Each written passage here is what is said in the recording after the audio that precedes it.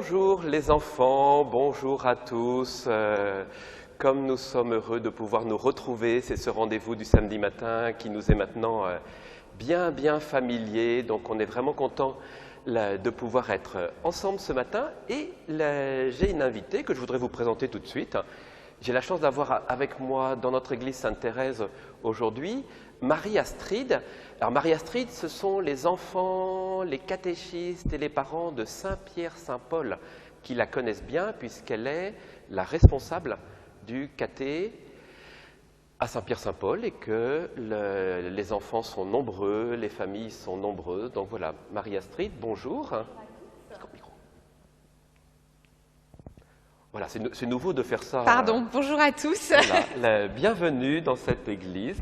Voilà, tu gardes le micro bien proche, c'est comme ça que on est en lien. Alors on va chanter parce qu'on aime ça. Vous vous souvenez que la dernière fois, je vous avais appris un chant, c'est celui qui est au numéro 25. Voilà, donc on va chanter ensemble au numéro 25. Tu nous as sauvés, alléluia, nous as libérés, alléluia, nous chantons ta gloire, alléluia, béni soit ton nom, alléluia, ensemble. Tu nous as sauvés, alléluia, nous as libérés, alléluia, nous chantons ta gloire, alléluia, béni soit ton nom, alléluia. Ta lumière a vaincu l'ombre et tu guéris nos blessures. Tu fais de notre tristesse une joie éternelle. Tu nous as sauvés, alléluia, nous as libérés, alléluia. Nous chantons ta gloire, alléluia, béni soit ton nom, alléluia. Vous voyez que c'est un chant que j'aime bien, qui est facile à apprendre et c'est les alléluia du temps de Pâques. Alors oui, ce grand et beau chemin du temps de Pâques, il continue et là nous sommes dans une période un peu spéciale entre deux. En fait, entre deux très belles fêtes chrétiennes.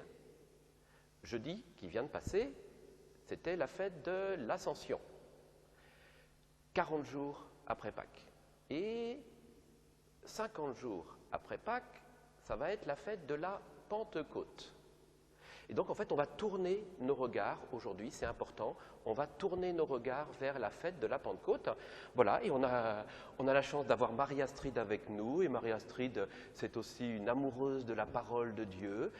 Et donc, en fait, c'est elle qui va nous raconter, Marie-Astrid, tu vas nous dire, mais en fait, qu'est-ce qui s'est passé ce jour-là, pour les apôtres, le jour de la Pentecôte, qu'est-ce qui s'est passé, comment est-ce qu'on sait d'où ça nous vient, et voilà, le récit de la Pentecôte. Merci de nous transmettre ça. Alors les enfants, si vous voulez, vous pouvez prendre votre livre « Ta parole est un trésor » à la page 406 où vous aurez tout le récit en fait de la Pentecôte, ce qui vous permettra aussi de lire le texte. Là, je suis très heureuse de pouvoir vous parler un peu plus directement par ce biais et j'espère bientôt pouvoir vous revoir en vrai. Mais en attendant, je suis très heureuse d'être ici avec le Père Antoine. Marie et le Père Antoine vous ont bien expliqué la semaine dernière ce qu'était l'Ascension. Nous allons maintenant nous situer 10 jours après, le jour de la fête de la Pentecôte. Cette année, nous la célébrerons le 31 mai. Alors, Jésus est remonté au ciel. Les apôtres et Marie se sont réunis dans une maison où ils prient depuis 9 jours. Ils sont un peu perdus, ils ont peur. Jésus leur a dit que l'Esprit viendrait, qu'il serait avec eux jusqu'à la fin du monde, mais ils ne voient rien. Jésus leur a dit qu'il allait envoyer sur eux ce que son Père a promis, qu'ils devaient attendre en ville, mais ils ne savent pas ce que c'est. En ville, justement, il y a beaucoup de monde. Tous les Juifs sont venus des pays alentours pour fêter la Pentecôte. Ils célèbrent le moment où Dieu a donné les tables de la loi à Moïse sur le mont Sinaï. Le lendemain matin, nous sommes 50 jours après Pâques, 10 jours après l'Ascension. C'est le matin. Les apôtres et Marie sont dans la maison. Tout à coup, la maison est remplie de vent. Ils voient quelque chose qui ressemble à des langues de feu qui se partagent et se posent sur chacun d'eux. Ils sont alors remplis de l'Esprit Saint et se sentent ivres de joie. Ils sortent de la maison. Les gens, dehors, il y a beaucoup de monde, ils ont entendu du bruit. Peut-être même que certains ont vu aussi les langues de feu. Ils s'approchent de la maison et sont surpris. Ils viennent tous de pays différents, ils parlent des langues différentes. Entre eux, ils ne peuvent pas tous se comprendre. Pourtant, en écoutant les apôtres, chacun entend sa langue et comprend. Chacun peut écouter les apôtres, lui dire à quel point Dieu est merveilleux. Pierre leur parle. Il leur dit qu'ils ont reçu l'Esprit Saint promis par le Père. Il leur demande de se convertir et de se faire baptiser. 3000 personnes vont être baptisées ce jour-là. Ils écoutaient l'enseignement des apôtres, ils partageaient le pain et priaient dans le temple. C'est ainsi qu'est née la première communauté de chrétiens.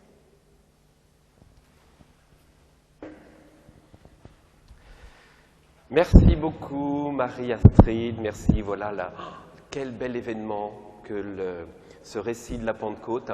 Alors on va continuer à en parler bien sûr, on reprend quand même notre chant qu'on aime bien, et justement en lien avec ce thème de la Pentecôte, c'est le couplet 3 qu'on va prendre. Tu nous as sauvés, alléluia, nous as libérés, alléluia, nous chantons ta gloire, alléluia, béni soit ton nom, alléluia.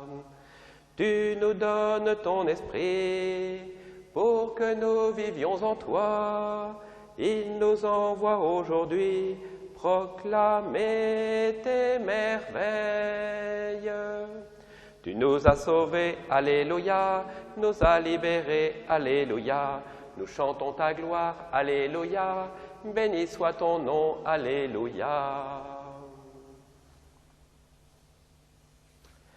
Alors comment vraiment bien comprendre cet événement de la Pentecôte dans notre foi de chrétiens? En fait, il y a une bonne nouvelle dans la Pentecôte et deux mouvements qui vont nous aider à comprendre ce qu'il se passe. La bonne nouvelle, c'est que l'Esprit de Dieu, l'Esprit d'amour de Dieu, l'Esprit qui lui-même aussi est Dieu de toujours à toujours, en fait, on a quand même appris à le connaître parce que cet Esprit de Dieu, il était en Jésus. Et que Jésus était rempli d'Esprit Saint, et c'est pour ça qu'il était rempli de l'amour du Père et rempli de l'amour de tous les hommes. Et quand on voyait Jésus dans sa vie terrestre, dès que Jésus agissait, il agissait dans la force de l'Esprit Saint. Et on voyait Jésus avoir la force de la parole, qui peut être très douce, mais une vraie force. Et on voyait Jésus avoir cette force de vie qui est en Dieu, notamment quand il faisait des guérisons. Ah. Et voilà que l'Esprit qui est en Jésus, en fait, il va être offert par Dieu à tous. À tous. Mais quelle bonne nouvelle! Avant, dans la Bible, qu'est-ce qu'on voit? On voit que l'Esprit Saint, parfois, était donné à quelques-uns. Et ça pouvait être notamment les prophètes, qui pouvaient être saisis par l'Esprit Saint parce qu'ils devaient porter la parole de Dieu. Donc juste quelques-uns, et très souvent juste pour un petit moment ou pour une mission particulière. Il y avait une parole à porter de la part de Dieu, il y avait une chose à réaliser de la part de Dieu, et il fallait l'Esprit de Dieu juste à ce moment-là. Mais imaginez que l'Esprit de Dieu pouvait être donné à tout le monde. Certains prophètes l'avaient annoncé, notamment le prophète Joël, mais quand même, ça paraissait quelque chose d'énorme, d'immense.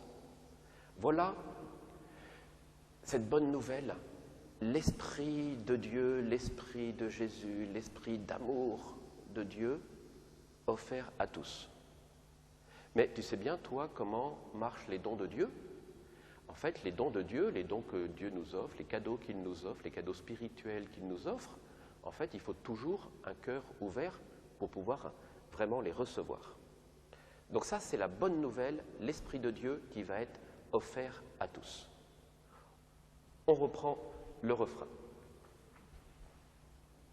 Tu nous as sauvés, alléluia, nous as libérés, alléluia, nous chantons ta gloire, alléluia, béni soit ton nom, alléluia. Alors je t'ai également parlé de 2 mouvements. Regarde comment ils marchent ces 2 mouvements. Le premier, on pourrait dire que c'est comme un mouvement de descente. Le jour de la Pentecôte, Marie-Astrid nous a raconté ça, les apôtres réunis dans une pièce, ils étaient encore enfermés par peur de ceux qui avaient mis à mort Jésus, et en même temps Jésus leur avait dit, mais restez, préparez vos cœurs dans la prière. Donc ils étaient tous enfermés dans une même pièce.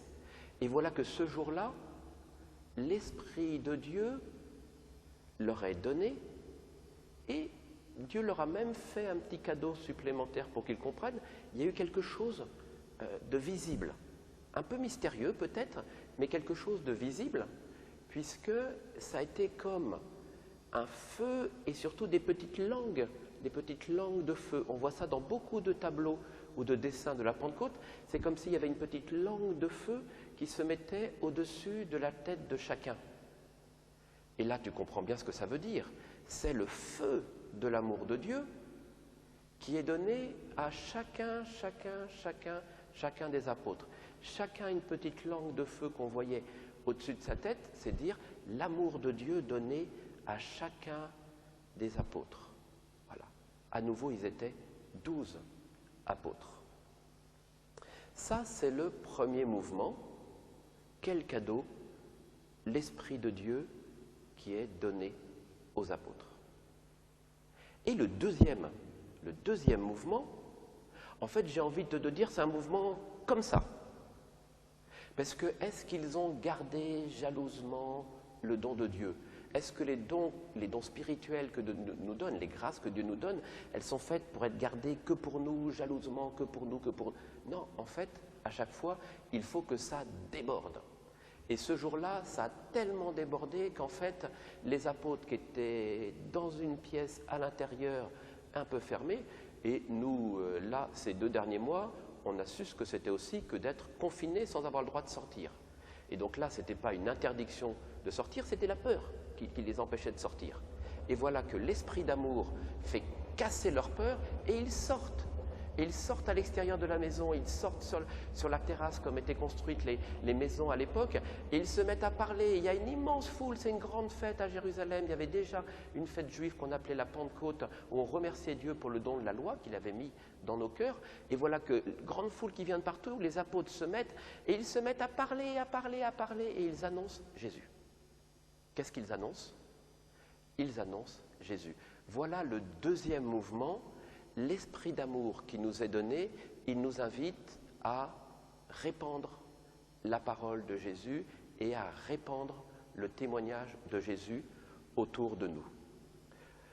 Voilà, tu comprends comme c'est important, ça y est, tu comprends la Pentecôte, l'Esprit de Dieu offert à tous, il est donné à ceux qui ont le cœur ouvert, les disciples de Jésus, pour qu'ils puissent porter le témoignage et répandre l'amour de Dieu autour d'eux. Tu comprends comme cette fête de Pentecôte est vraiment magnifique, magnifique. Alors on va reprendre un chant, mais pendant ce temps-là, toi, tu vas avoir quelque chose à faire. Si tu as bien regardé la newsletter qui t'a été envoyée à partir de mercredi, en fait, dans cette newsletter, il y avait une petite question qui t'était posée, qui était une question personnelle, où on te demandait, et toi qui es un jeune chrétien, toi qui es un enfant qui a commencé à découvrir Jésus, et découvrir la personne, l'amour de Jésus, sa parole, en fait tu le connais, il y a plein de choses de Jésus que tu as découvert. Et ce qui te touche, ce que tu aimes en Jésus, ça peut être un petit peu différent de celui qui est à côté de toi, même d'autres membres de ta famille. Et donc la question qui était posée, c'est toi, si tu devais faire découvrir quelque chose de Jésus que tu aimes bien à ceux qui ne le connaissent pas, en fait, qu'est-ce que tu aimerais faire découvrir? Alors maintenant, avec l'aide de tes parents, par le chat, tu connais bien, en fait, tu vas me faire venir les réponses, et pendant ce temps-là, moi, je reprends le chant. J'ai Marie-Astrid qui est avec moi, qui m'aide à chanter, donc ça fait plaisir, et on va chanter le numéro 18, mais pendant ce temps-là, tu commences à me donner les réponses à la question. Le 18, c'est « Mets ta joie dans le Seigneur ». Voilà, mais priorité, toi, ta réponse.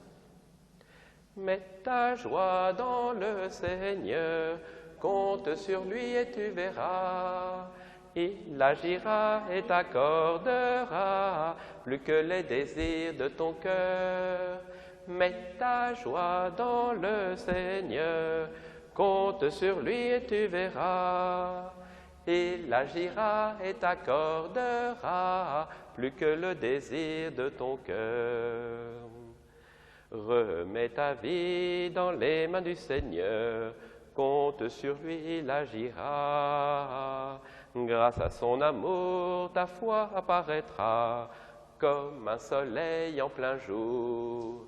Mets ta joie dans le Seigneur, compte sur lui et tu verras.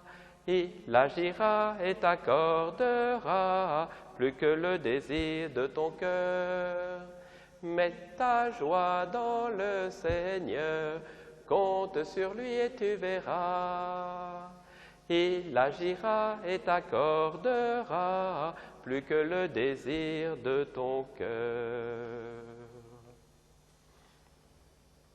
Voilà, alors je vais regarder les premières réponses qui nous sont transmises. Alors, qu'est-ce que tu aimerais faire découvrir de Jésus?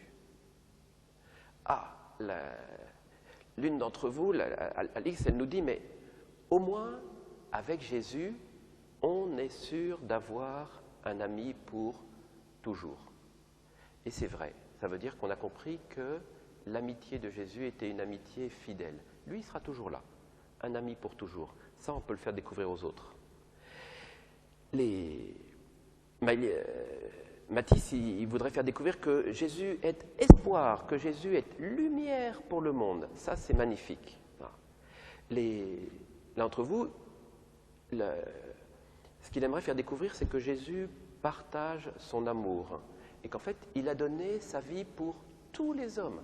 Donc c'est vrai que ceux qui ne le savent pas encore, il faut bien que quelqu'un leur dise que, en fait, oui, il a aussi donné sa vie pour toi. Ça, c'est très beau. Emmanuel, il dit aussi, mais voilà, Jésus, il partage son amour. Donc en fait, à nous aussi de le donner aux autres. Faire découvrir que Jésus est au service des hommes. Ah, ça, c'est magnifique. Et Emmanuel nous dit aussi, mais Jésus, il aime tous les hommes.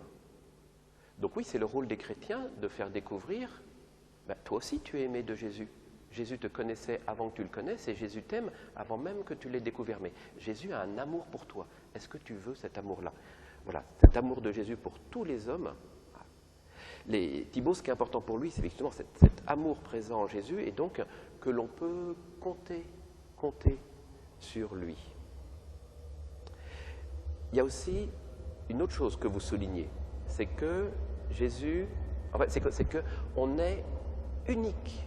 On est unique aux yeux de Jésus. On est aimé pour nous-mêmes, avec nos qualités, avec nos défauts. Jésus nous aime quand même. Qu'est-ce que ça fait du bien de savoir que je suis aimé par Dieu, parce que l'amour de Jésus, c'est l'amour de Dieu. Je suis aimé, moi. Ça, c'est très beau. Voilà, il y a Pierre et Claire qui nous disent, là aussi, qui nous disent, vraiment, on est unique aux yeux de Jésus. De nouveau, cet amour de Jésus qu'il partage à tous. Aude, il y a une autre chose qu'elle aime bien, c'est qu'elle a découvert le réconfort que Jésus nous donnait dans la prière. Voilà, pour Aude, quand on prie, on reçoit de ce lien de prière avec Jésus, on reçoit du réconfort. Et bien, comme on pourrait le faire découvrir aussi à d'autres personnes qui ne le connaissent pas. Vous voyez, elles sont vraiment très très belles, vos réponses. Dès qu'on découvre quelque chose de Jésus, et là, vous voyez, vous avez mis l'amour de Jésus, son amour pour nous, son amour pour tous. Et en fait, parfois, on a envie de faire découvrir, mais une parole de Jésus, peut-être qu'on fera ça un autre jour, de vous dire, mais quelle est la parole de Jésus que vous aimez le plus et que vous avez envie de transmettre aux autres. Mais quand on découvre une personnalité aussi belle, aussi riche, Dieu parmi nous, voilà Jésus. Ben, forcément, le faire découvrir à ceux qui ne le connaissent pas, vous vous rendez compte, comme c'est aussi un cadeau qu'on peut leur apporter. Vous voyez, il y a encore certaines de vos réponses qui arrivent. Jésus nous apporte la vie. Voilà, ça, Paul, il souligne cette vie que Jésus nous donne en plénitude. Louis, il souligne que Jésus, en fait, il nous aide. Il nous aide. Sa présence, pour nous, c'est aussi un soutien et une aide dans notre vie à nous. Ah, Arnaud, quelque chose qu'on n'avait pas encore dit. Jésus, il peut tout pardonner. Alors nous, quand on le sait, ben voilà, les manques d'amour, les péchés qu'on a faits, on vient lui confier. Mais vous savez, il y a des gens qui ont parfois fait des choses très graves et de savoir que Jésus peut tout pardonner, mais ça pourrait renouveler leur vie, ça pourrait réparer leur vie qui a été cassée, abîmée par le péché. Une autre chose que j'aime bien, peut-être qu'on va finir avec ça. Jésus, il n'est pas riche d'argent, il est riche d'amour. Et que son amour est suffisant pour vivre. Comme c'est beau de le dire comme ça. Jésus, il ne cherche pas à nous donner des richesses d'argent ou des richesses de biens matériels. Jésus, il est riche d'amour et il fait déborder sa richesse d'amour pour nous. Et donc du coup, oui, nous aussi, on peut faire déborder notre richesse d'amour pour les autres. Voilà, vraiment un grand merci pour vos réponses. Alors, on va reprendre le refrain, ça va être le moment de la prière. Vous voyez, Marie-Astrid est toujours avec moi. Alors peut-être que vous êtes demandé, mais tiens, c'est bizarre, on n'est pas à l'endroit habituel. En fait, on est toujours dans l'église Sainte-Thérèse, on est toujours en fait juste à côté du chœur. D'habitude, on était devant le chœur et là, on est à côté du chœur parce qu'en fait, on est en train de bouger les caméras pour pouvoir les fixer et garder ces retransmissions qui nous sont ô combien précieuses. Voilà, donc en fait, on est à côté de la statue de Sainte Thérèse de l'Enfant Jésus qui garde précieusement sur son cœur la croix et ses roses parce qu'elle voulait, elle, que les dons de Dieu, les grâces, elle voulait les donner à tous comme on prend des pétales de rose et qu'on les lance vers les autres. On va maintenant se diriger vers l'autel pour finir ensemble par un petit temps de prière. Mets ta joie dans le Seigneur, compte sur lui et tu verras. Il agira et t'accordera plus que le désir de ton cœur. Mets ta joie dans le Seigneur, compte sur lui et tu verras. Il agira et t'accordera plus que le désir de ton cœur. Mettons-nous en présence de Dieu par un beau, grand et lent signe de croix qui nous fait rentrer dans la prière d'union à Dieu. Au nom du Père et du Fils et du Saint-Esprit. Amen. Voilà, Seigneur notre Dieu, nous venons te prier. Avec Marie-Astrid, nous sommes là dans cette église et tous les enfants, les familles sont chacun chez eux et nous sommes unis dans la prière. Chacun est avec toi, unis dans la prière. Nous sommes dans la communion des saints, nous sommes dans le lien d'amour. C'est toute l'Église qui te prie quand nous venons ensemble te prier. Merci Seigneur d'accueillir chacune d'entre nous. Nous avons réentendu ton amour unique pour chacun et pour chacune. Et c'est Marie-Astrid qui va nous aider à faire monter notre prière, une prière de demande de l'Esprit Saint. Nous sommes tournés vers la fête de Pentecôte. Voilà, nous pouvons fermer les yeux et ouvrir bien grand notre cœur pour que ces paroles de Marie-Astrid, cette prière, ça soit notre prière. Souffle de l'amour de Dieu. Esprit Saint, au fond de notre cœur, tu déposes la foi. Elle est comme un élan de confiance, 1000 fois repris au cours de notre vie. Elle ne peut être qu'une confiance toute simple, si simple que tous peuvent l'accueillir. Jésus le Christ, en nous, s'élève comme une voix intérieure, et cette voix, c'est déjà notre prière. Si nos lèvres gardent le silence, notre cœur, lui, t'écoute et aussi te parle. Et toi, le ressuscité, tu dis à chacun, abandonne-toi tout simplement à la vie de mon esprit en toi. Ton peu de foi y suffit. Jamais je ne t'abandonnerai. Jamais. C'est une prière du frère Roger, les enfants, que vous pouvez retrouver dans vos documents de catéchisme, dans votre classeur. Mets ta joie dans le Seigneur, compte sur lui et tu verras.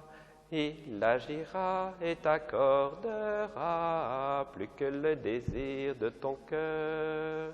Mets ta joie dans le Seigneur, compte sur lui et tu verras. Il agira et t'accordera plus que le désir de ton cœur. Le couplet 2. Reste en silence devant le Seigneur. Oui, attends-le avec patience. Grâce à son amour, ton pas est assuré et ton chemin lui plaît. Mets ta joie dans le Seigneur, compte sur lui et tu verras. Il agira et t'accordera plus que le désir de ton cœur. Mets ta joie dans le Seigneur, compte sur lui et tu verras. Il agira et t'accordera plus que le désir de ton cœur. Voilà, et dans ce mois de mai qu'on aime appeler le mois de Marie, il y a toujours cette présence à nos côtés de la Vierge Marie, comme elle était présente auprès des apôtres qui étaient au Cénacle, en train d'attendre la fête de Pentecôte, en train d'attendre la descente du don de l'Esprit Saint, le don promis par Dieu, cette force de Dieu promise par Jésus. Donc oui, nous pouvons encore prier la Vierge Marie pour qu'elle prépare nos cœurs et les cœurs de toute l'Église à cette fête de Pentecôte. Je vous salue Marie, pleine de grâce. Le Seigneur est avec vous. Vous êtes bénie entre toutes les femmes. Et Jésus, le fruit de vos entrailles, est béni. Sainte Marie, Mère de Dieu, priez pour nous, pauvres pécheurs, maintenant et à l'heure de notre mort. Amen. Voilà, je vais demander à la bénédiction de Dieu de descendre sur vous, sur toutes les familles du caté, sur tous les enfants, sur tous ceux qui nous ont rejoints.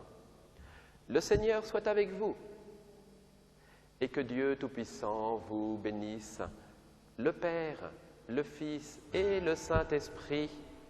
Amen. Merci les enfants d'avoir été avec nous et chers parents de les aider à être fidèles à ce rendez-vous. Merci Marie-Astrid d'avoir été avec nous ce matin. Alors, la semaine prochaine, on aura aussi une invitée.